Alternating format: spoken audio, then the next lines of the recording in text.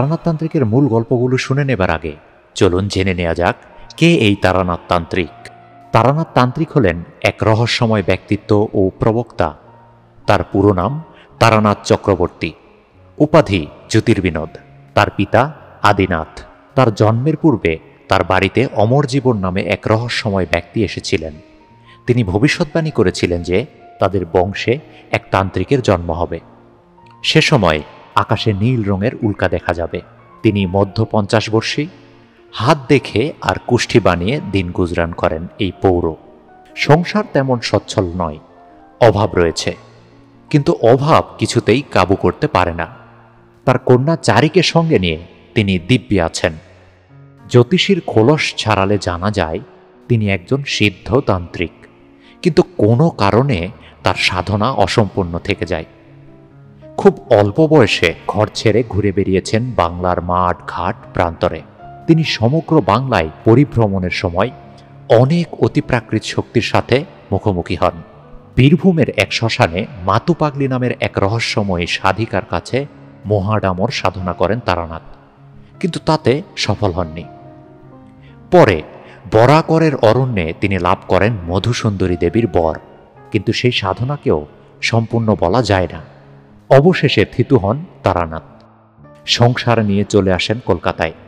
একটা সময়ে ক্ষমতার অপব্যবহার ঘটিয়ে প্রচুর পয়সা করেছিলেন, কিন্তু তা জলের মতোই বেরিয়ে যায়।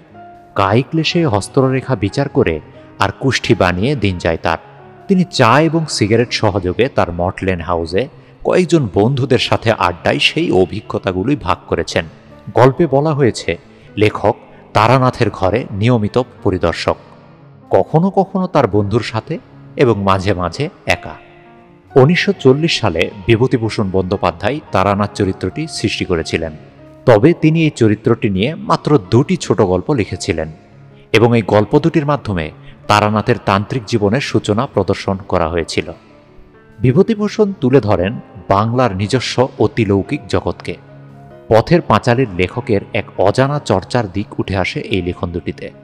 বিভূতিভূষণের প্রয়াণের পরে তার পুত্র তারাদাস বন্দ্যোপাধ্যায় স্মৃতির গহীন থেকে তুলে আনেন তারানাথকে।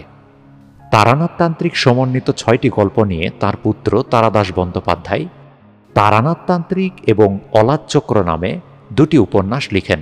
তার লিখনে রূপ পায় বাংলার সংস্কৃতির শিকড়ে থেকে যাওয়া বিশ্বাস ও প্রজ্ঞার অজানা ভুবন। তারানাথ চরিত্রটি বিপুল জনপ্রিয়তা পেতে শুরু করে।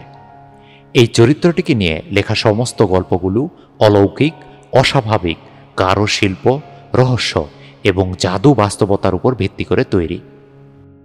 কলকাতা রেডিও মির্চির সানডে সাসপেন্সে তারানাথের গল্প প্রচারিত হয়েছিল।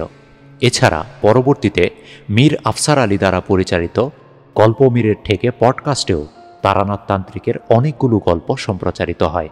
বাংলাদেশি লেখক হুমায়ুন আহমেদের প্রিয় ভূতের বই ছিল তারানাথ তান্ত্রিক, আর সেজন্যই তার সৃষ্ট মিসির আলী চরিত্রে এর প্রভাব দেখা যায়। এতক্ষণ আমরা জানলাম তারানাথ তান্ত্রিকের পরিচয়। আগামী পর্বে আপনারা শুনবেন তারানাথ তান্ত্রিকের প্রথম গল্প। সে পর্বটি শোনার আমন্ত্রণ জানিয়ে আজ এখানেই শেষ করছি। সে পর্যন্ত সবাই ভালো থাকুন, সুস্থ থাকুন। আল্লাহ হাফেজ।